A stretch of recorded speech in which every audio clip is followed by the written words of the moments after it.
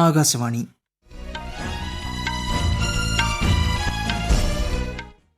നമസ്കാരം. വാർത്തകൾ വായിക്കുന്നത് കിരൺ ശങ്കർ.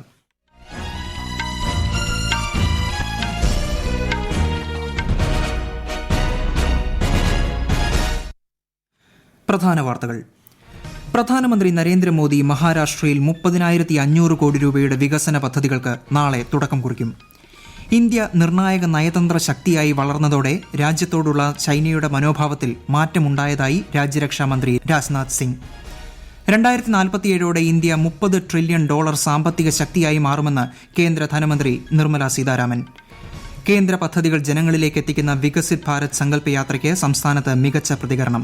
കേന്ദ്ര സഹമന്ത്രിമാരായ വി മുരളീധരനും ശോഭ കരന്തലാജയും തിരുവനന്തപുരത്ത് യാത്രയിൽ പങ്കെടുത്തു. മതസൌഹാർദ്ദത്തിന്റെ നന്മകൾ വിളിച്ചോതി എരുമേലി ചന്ദനക്കുടം ഘോഷയാത്ര ഇന്ന് നടക്കും. നാളെയാണ് ചരിത്ര പ്രസിദ്ധമായ പേട്ടതുള്ളൽ. മൊഹാലിയിൽ നടക്കുന്ന T20 ക്രിക്കറ്റ് മത്സരത്തിൽ ഇന്ത്യ ഇന്ന് അഫ്ഗാനിസ്ഥാനുമായി ഏറ്റുമുട്ടും. വാർത്തകൾ വിശദമായി. പ്രധാനമന്ത്രി നരേന്ദ്രമോദി മഹാരാഷ്ട്രയിൽ 30,500 കോടി രൂപയുടെ വികസന പദ്ധതികൾക്ക് നാളെ തുടക്കം കുറിക്കും. നഗരമേഖലയിലെ ഗതാഗത സൌകര്യങ്ങൾ ശക്തിപ്പെടുത്തുന്നതിനായി നിർമ്മിച്ച അടൽ സേതുവിന്റെ ഉദ്ഘാടനം പ്രധാനമന്ത്രി നിർവഹിക്കും. 17,840 കോടി രൂപ ചെലവിലാണ് 21.8 കിലോമീറ്റർ ദൈർഘ്യമുള്ള പാലം നിർമ്മിച്ചിരിക്കുന്നത്. ഈസ്റ്റേൺ ഫ്രീവേ ഓറഞ്ച് ഗേറ്റിനെ മറൈൻ ഡ്രൈവുമായി ബന്ധിപ്പിക്കുന്ന അടിപ്പാതയ്ക്കും പ്രധാനമന്ത്രി നാളെ തറക്കല്ലിടും. 8,700 കോടി രൂപയ്ക്കാണ് 9.2 കിലോമീറ്റർ തുരങ്കപാത നിർമ്മിക്കുന്നത്.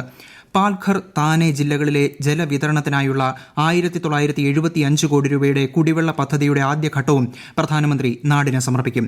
14 ലക്ഷം പേർക്കാണ് പദ്ധതിയുടെ പ്രയോജനം ലഭിക്കുക. 2,000 കോടി രൂപയുടെ റെയിൽവേ പദ്ധതികളും അദ്ദേഹം നാളെ രാജ്യത്തിന് സമർപ്പിക്കും. വനിതാ ശാക്തീകരണം ലക്ഷ്യമിട്ടുള്ള നമോ മഹിളാ ശാക്തീകരൺ അഭിയാനും പ്രധാനമന്ത്രി ചടങ്ങിൽ തുടക്കം കുറിക്കും. ദേശീയ യുവജനോത്സവം പ്രധാനമന്ത്രി നരേന്ദ്രമോദി നാളെ മഹാരാഷ്ട്രയിലെ നാസിക്കിൽ ഉദ്ഘാടനം ചെയ്യും. രാജ്യത്തെ യുവാക്കളെ അദ്ദേഹം അഭിസംബോധന ചെയ്യും. സ്വാമി വിവേകാനന്ദന്റെ ആശയങ്ങളെയും ചിന്തകളെയും ആദരിക്കുന്നതിനായി അദ്ദേഹത്തിന്റെ ജന്മദിനമായ ജനുവരി 12 എല്ലാ വർഷവും ദേശീയ യുവജന ദിനമായി ആഘോഷിച്ചു വരികയാണ്. എന്റെ ഭാരതം വികസിത ഭാരതം അറ്റ് 2047 യുവാക്കൾ യുവജനങ്ങൾക്കായി എന്നതാണ് ഈ വർഷത്തെ ദേശീയ യുവജനോത്സവത്തിന്റെ പ്രമേയം. യുവജന ദിനത്തോടനുബന്ധിച്ച് കേരളത്തിൽ നിന്നുൾപ്പെടെ 750 ജില്ലകളിൽ നിന്നുള്ള 88,000-ലധികം സന്നദ്ധ പ്രവർത്തകർ പ്രചാരണ പരിപാടിയിൽ പങ്കെടുക്കും.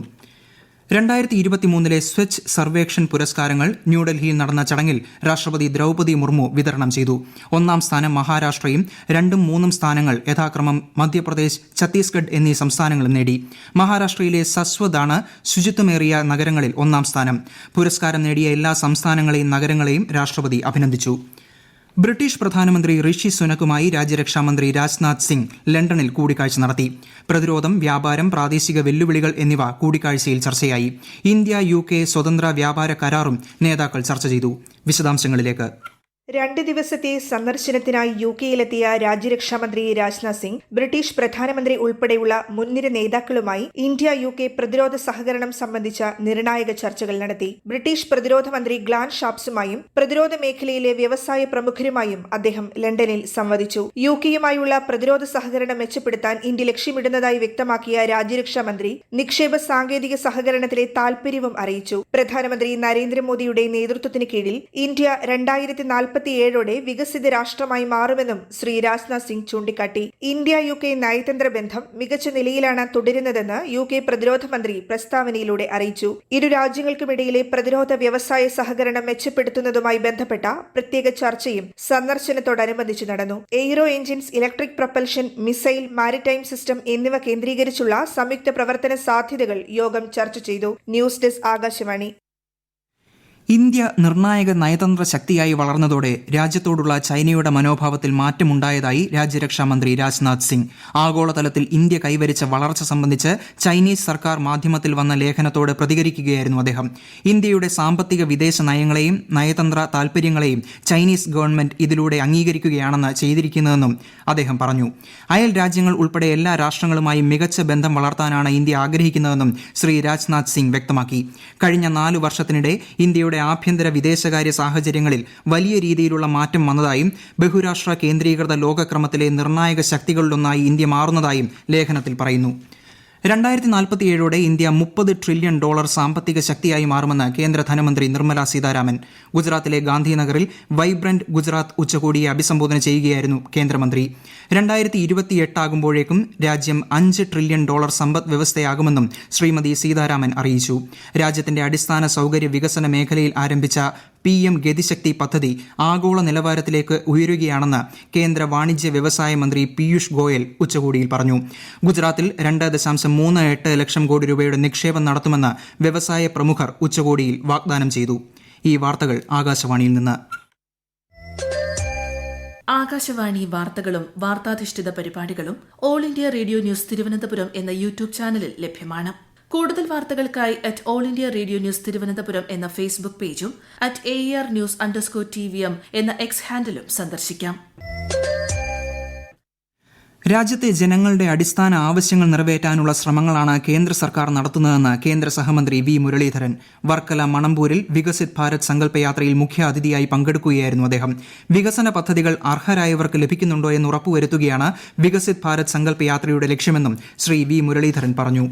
കേന്ദ്ര പദ്ധതികൾക്ക് സംസ്ഥാനത്ത് വേണ്ട പരിഗണന ലഭിക്കുന്നില്ലെന്ന് കേന്ദ്ര സഹമന്ത്രി ശോഭ കരന്തലജെ. തിരുവനന്തപുരം കിഴക്കേക്കോട്ടയിൽ വികസിത് ഭാരത് സങ്കല്പയാത്ര ഉദ്ഘാടനം ചെയ്യുകയായിരുന്നു മന്ത്രി. കേന്ദ്ര പദ്ധതികൾ നടപ്പിലാക്കാൻ രാഷ്ട്രീയം കാണരുത്, കേന്ദ്ര സംസ്ഥാന സർക്കാരുകൾ ഒത്തൊരുമിച്ച് പ്രവർത്തിക്കണമെന്നും മന്ത്രി പറഞ്ഞു. കേന്ദ്ര പദ്ധതികൾ ജനങ്ങളിലേക്ക് എത്തിക്കുക എന്ന ലക്ഷ്യത്തോടെ സംഘടിപ്പിക്കുന്ന വികസിത് ഭാരത് സങ്കല്പയാത്ര സംസ്ഥാനത്ത് വിജയകരമായി പര്യടനം തുടരുകയാണ്. എരുമേലി ചന്ദനക്കുട ഘോഷയാത്ര ഇന്ന്. വാവരുപള്ളി എന്നറിയപ്പെടുന്ന എരുമേലി നൈനാർ മസ്ജിദിൽ നിന്ന് വൈകിട്ട് പുറപ്പെടുന്ന ചന്ദനക്കുട ഘോഷയാത്രയ്ക്ക് വലിയമ്പലത്തിലും ചെറിയ അമ്പലത്തിലും സ്വീകരണം നൽകും. മന്ത്രി VN വാസവൻ ഘോഷയാത്ര ഉദ്ഘാടനം ചെയ്യും. ഘോഷയാത്രയ്ക്ക് മുൻപായി നൈനാർ മസ്ജിദ് ഓഡിറ്റോറിയത്തിൽ എരുമേലി പേട്ടകെട്ടിനെത്തുന്ന അമ്പലപ്പുഴ സംഘത്തിന്റെ പ്രതിനിധികളും ജമാഅത്ത് പ്രതിനിധികളും മത സാമുദായിക പ്രതിനിധികളും സൌഹൃദ സമ്മേളനം ചേരും. നാളെയാണ് പ്രസിദ്ധമായ എരുമേലി പേട്ടകെട്ട്. അയോധ്യയിൽ രാമക്ഷേത്ര പ്രതിഷ്ഠാ ചടങ്ങിനായുള്ള തയ്യാറെടുപ്പുകൾ പുരോഗമിക്കുന്നു. ഈ മാസം 22-നാണ് ചടങ്ങ് നിശ്ചയിച്ചിരിക്കുന്നത്. ഇതോടനുബന്ധിച്ച് അയോധ്യ വിമാനത്താവളത്തിലേക്ക് കൂടുതൽ സർവീസുകൾ ഈ ആഴ്ച മുതൽ ആരംഭിക്കും. ചടങ്ങിനെത്തുന്ന അതിഥികൾക്കും തീർത്ഥാടകർക്കുമായി കൂടുതൽ സൌകര്യങ്ങൾ ഒരുക്കാൻ സംസ്ഥാന സർക്കാർ നടപടി സ്വീകരിച്ചു വരികയാണ്. ജമ്മു കാശ്മീർ മുൻ മുഖ്യമന്ത്രിയും നാഷണൽ കോൺഫറൻസ് അധ്യക്ഷനുമായ ഫറൂഖ് അബ്ദുള്ളയെ എൻഫോഴ്സ്മെന്റ് ഡയറക്ടറേറ്റ് ഇന്ന് ചോദ്യം ചെയ്യലിനായി വിളിപ്പിച്ചു. ജമ്മു കാശ്മീർ ക്രിക്കറ്റ് അസോസിയേഷൻ സാമ്പത്തിക ക്രമക്കേടുകളുമായി ബന്ധപ്പെട്ടാണ് ചോദ്യം ചെയ്യൽ. ക്രമക്കേടിൽ ഫറൂഖ് അബ്ദുള്ളയ്ക്കെതിരെ ED 2022 കുറ്റപത്രം സമർപ്പിച്ചിരുന്നു. 2001 മുതൽ 2012 വരെയുള്ള കാലയളവിൽ ജമ്മു കാശ്മീർ ക്രിക്കറ്റ് അസോസിയേഷൻ പ്രസിഡന്റായിരിക്കെ പദവി ദുരുപയോഗം ചെയ്ത് കള്ളപ്പണം വെളുപ്പിക്കലിന് മാർഗമൊരുക്കിയെന്നാണ് കുറ്റപത്രത്തിലെ ആരോപണം. മദ്യനയ അഴിമതി കേസുമായി ബന്ധപ്പെട്ട് ആം ആദ്മി പാർട്ടി നേതാക്കളായ മനീഷ് സിസോദിയയുടെയും സഞ്ജയ് സിംഗിന്റെയും ജുഡീഷ്യൽ കസ്റ്റഡി കാലാവധി ഈ മാസം 20 വരെ നീട്ടി ഡൽഹി കോടതി ഉത്തരവിറക്കി. അതേസമയം സഞ്ജയ് സിംഗിന്റെ സഹായി സർവേഷ് മിശ്രയ്ക്ക് കോടതി ഇടക്കാല ജാമ്യം അനുവദിച്ചു. രാഷ്ട്രപതി ഭവനിൽ ഈ മാസം 23 മുതൽ 29 വരെ പൊതുജനങ്ങൾക്ക് പ്രവേശനം അനുവദിക്കില്ല. റിപ്പബ്ലിക് ദിന പരേഡിന്റെ ഭാഗമായുള്ള ബീറ്റിംഗ് ദ റിട്രീറ്റ് ചടങ്ങിനോട് അനുബന്ധിച്ചാണ് തീരുമാനമെന്ന് പ്രസിഡന്റ് സെക്രട്ടേറിയറ്റ് അറിയിച്ചു. മൊഹാലിയിലെ Punjab cricket association IS Bindra സ്റ്റേഡിയത്തിൽ ഇന്ന് നടക്കുന്ന T20 മത്സരത്തിൽ ഇന്ത്യ അഫ്ഗാനിസ്ഥാനുമായി ഏറ്റുമുട്ടും. വൈകുന്നേരം 7-നാണ് മത്സരം. 3 മത്സരങ്ങളുള്ള പരമ്പരയിൽ രോഹിത് ശർമ്മയാണ് ടീമിനെ നയിക്കുന്നത്. ബംഗ്ലാദേശ് പ്രധാനമന്ത്രിയായി ഷേഖ് ഹസീന ഇന്ന് സത്യപ്രതിജ്ഞ ചെയ്ത് അധികാരമേൽക്കും. തുടർച്ചയായി 4-ാം തവണയാണ് ഷേഖ് ഹസീന ബംഗ്ലാദേശിന്റെ പ്രധാനമന്ത്രി പദത്തിൽ എത്തുന്നത്. 25 മന്ത്രിമാരും 11 സഹമന്ത്രിമാരും പ്രധാനമന്ത്രിക്കൊപ്പം സത്യപ്രതിജ്ഞ ചെയ്യും. ഈ മാസം 7-ന് നടന്ന പൊതു തെരഞ്ഞെടുപ്പിൽ ഷേഖ് ഹസീനയുടെ പാർട്ടിയായ അവാമി ലീഗ് ഉജ്ജ്വല വിജയം നേടിയിരുന്നു. ചെങ്കടലിൽ ഹൂതികൾ നടത്തുന്ന ആക്രമണം അവസാനിപ്പിക്കണമെന്നാവശ്യപ്പെട്ട് ഐക്യരാഷ്ട്ര രക്ഷാസമിതി പ്രമേയം പാസാക്കി. മേഖലയിലൂടെ സഞ്ചരിക്കുന്ന കപ്പലുകൾക്ക് നേരെയുള്ള ആക്രമണത്തെ പ്രതിരോധിക്കുന്നതിനും പ്രമേയം അനുമതി നൽകി. ആഗോള വാണിജ്യത്തെയും സഞ്ചാര അവകാശങ്ങളെയും ഹനിക്കുന്ന നടപടികളിൽ നിന്ന് ഹൂതികൾ വിട്ടുനിൽക്കണമെന്നും രക്ഷാസമിതി ആവശ്യപ്പെട്ടു. അതേസമയം ഹൂതികൾ പ്രയോഗിച്ച 21 ഡ്രോണുകളും കപ്പൽ വേധ മിസൈലുകളും US ബ്രിട്ടീഷ് നാവികസേനകൾ സംയുക്തമായി വെടിവെച്ച് വീഴ്ത്തി. ഹൂതികൾക്കെതിരെ സൈനിക ആക്രമണം നടത്താൻ തയ്യാറാണെന്നും ഇരു രാജ്യങ്ങളും അറിയിച്ചു.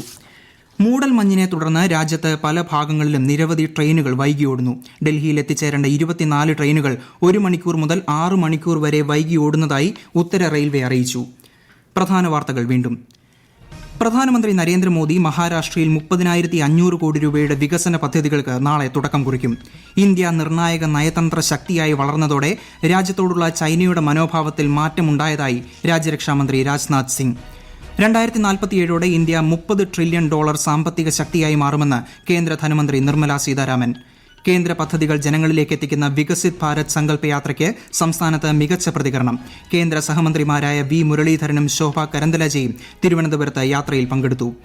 മതസൌഹാർദ്ദത്തിന്റെ നന്മകൾ വിളിച്ചോതി എരുമേലി ചന്ദനക്കുളം ഘോഷയാത്ര ഇന്ന് നടക്കും. നാളെയാണ് ചരിത്ര പ്രസിദ്ധമായ പേട്ടതുള്ളൽ. മൊഹാലിയിൽ നടക്കുന്ന T20 ക്രിക്കറ്റ് മത്സരത്തിൽ ഇന്ത്യ ഇന്ന് അഫ്ഗാനിസ്ഥാനുമായി ഏറ്റുമുട്ടും. വാർത്തകൾ കഴിഞ്ഞു. അടുത്ത വാർത്താ പ്രക്ഷേപണം വൈകിട്ട് 6:30.